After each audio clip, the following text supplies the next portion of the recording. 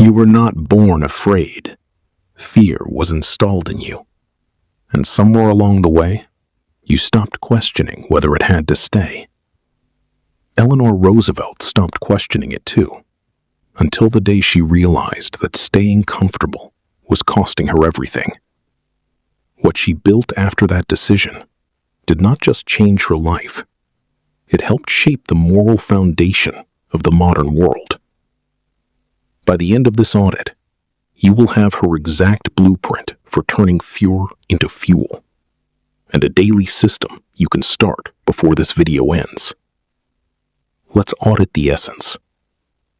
If blueprints like this are what you have been searching for, subscribe right now, because every week this channel goes deeper into the habits and decisions that separate the men history remembers from the ones it forgets. Most men are not failing because they lack talent. They are failing because they have learned to make peace with retreat. You feel it. The conversation you keep postponing.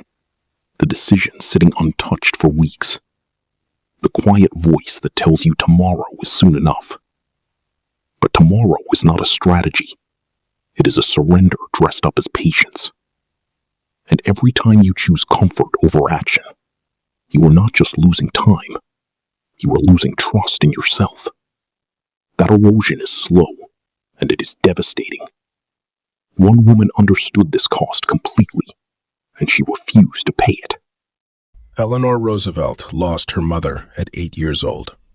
Her father, the one person who made her feel seen, was gone before she turned 10. The grandmother who raised her made little effort to hide that Eleanor was awkward, ungraceful, and unlikely to leave much of a mark. She carried that verdict into adulthood, into a marriage fractured by betrayal, into a public life where powerful men lined up to dismiss her, mocking her voice, her appearance, her refusal to stay silent and decorative. What those men missed is what her enemies always miss. A person who absorbs that level of early devastation and keeps moving is not fragile. They are being forged into something their critics will never become. Her blueprint was not complex. It was relentless. Do one thing every day that scares you, not as an idea, but as a non-negotiable daily practice. She was terrified of public speaking. She spoke. She feared confrontation. She confronted, including members of her own husband's administration when she believed they were wrong on race, on poverty, on human dignity. She walked into coal mines and segregated military bases, in congressional rooms where no woman had been welcomed before. The fear never disappeared. She simply refused to let it hold the pen. And every single morning, she wrote. For 27 years, 6 days a week, a syndicated newspaper column called My Day. Thousands of personal letters to soldiers, children, and struggling families.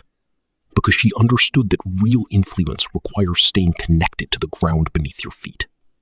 This is the same foundational discipline that drove figures like Arnold Schwarzenegger to build an empire from nothing. If you haven't watched that audit yet, it is queued up and waiting for you at the end of this video. Now the lens shifts, because here is the truth that most people spend their entire lives avoiding. No one is coming to rescue you from your own hesitation. Eleanor Roosevelt had every reason to collapse inward. Loss, betrayal, public ridicule, a childhood stripped of warmth. She had no guarantees. She had no roadmap.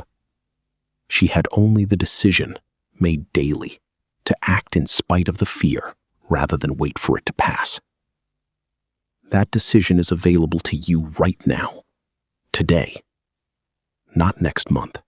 Here is your action stack. Starting tomorrow morning, before you open your phone, before you check anything, identify one thing you have been avoiding. One conversation, one commitment, one step you keep deferring. Do it first. Then write for 10 minutes, not for anyone else, for you. Your thoughts, your observations, your honest assessment of where you are and where you are going. Run this stack every single day for 30 days without negotiation. No skipped days, no modified versions. 30 days of choosing action over comfort, clarity over noise. When Franklin Roosevelt died in 1945, Eleanor was 60 years old. The public assumed her chapter was finished.